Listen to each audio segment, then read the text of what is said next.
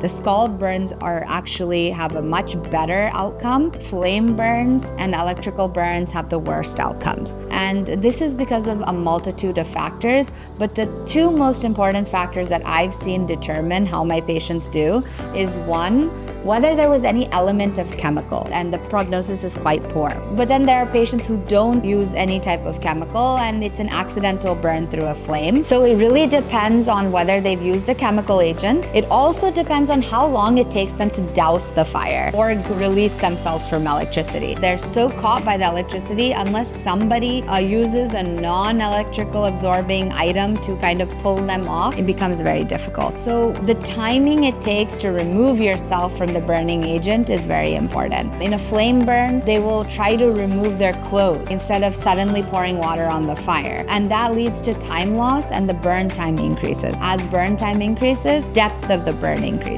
And that brings us to our third most important point, which is depth and surface area of the burn. So in especially flame burns and scald burns, we decide something called total body surface area, TBSA. And that's how we decide how well the patient is going to fare further, or will they have a very low chance of surviving. There's a burn chart. We'll put it up here for you. And we use the chart to say, like, we measure where all the patient has burned, and then we calculate all of that and say, like, it's a 30% burn, it's a 70% burn. And that's how we figure out how much of the body is affected and how that translates into a good outcome or a bad outcome.